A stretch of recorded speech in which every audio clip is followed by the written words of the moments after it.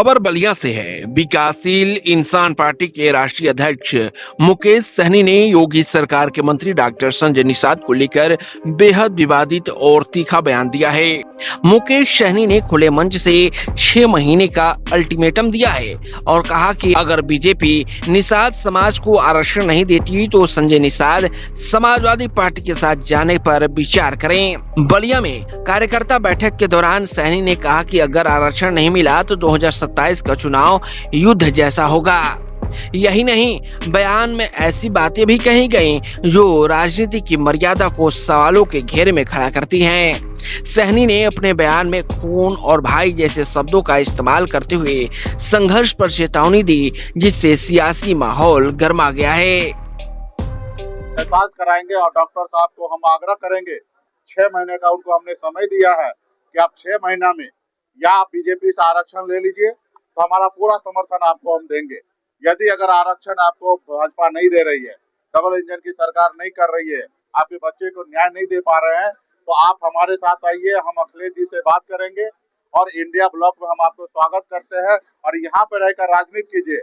और जब प्रदेश में सरकार बदलिएगा 2029 में आदरणीय राहुल गांधी जी के नेतृत्व में देश में सरकार बनेगी, तो राहुल गांधी जी से हमारी बातचीत हो चुका है कि आने वाला समय में ये आरक्षण का जो पैमाना है वो निषाद को आरक्षण मिलेगा। जिस देश में जाति आधारित गणना किया जाएगा, जिनकी जितनी संख्या उसको उतनी हिस्सेदारी दी जाएगी, 50% का दीवार को तोड़ा जाएगा। ये आरक्षण ऑलरेडी हमारे आदरणीय राहुल गांधी जी का मैनिफेस्टो में 2024 के में ही था, तो उस मिशन के साथ जुड़े हैं। हमको पता है कि राहुल गांधी जी की सरकार बनने के बाद निषाद का आरक्षण लागू होगा, तो अभी इसके लिए एक मिशन हमने स्टार्ट किया। अभी 6 महीना तक हम डॉक्टर साहब का राह देख रहे हैं, क्योंकि वो हमारा खून है, हमारा भाई है।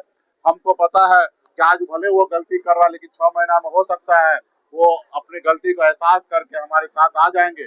हम चाहेंगे कि उत्तर प्रदेश का राजनीति तो हमारे डॉक्टर साहब करें, हम बिहार की राजनीति करें, वहाँ पे हम रह के अपना काम करें, अपने लोगों को संरक्षण दे, क्योंकि कोई एक व्यक्ति का काम नहीं है कि पूरे देश में अपने लोगों को संरक्षण दे।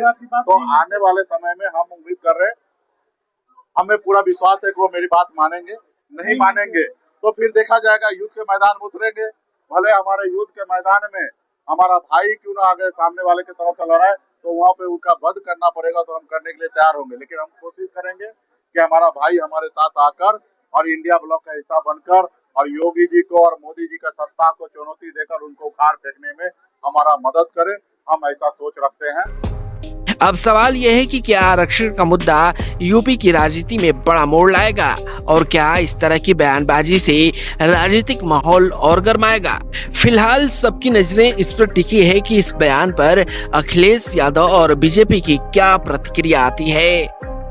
यूपी 60 न्यूज के लिए बलिया से अमित कुमार की रिपोर्ट।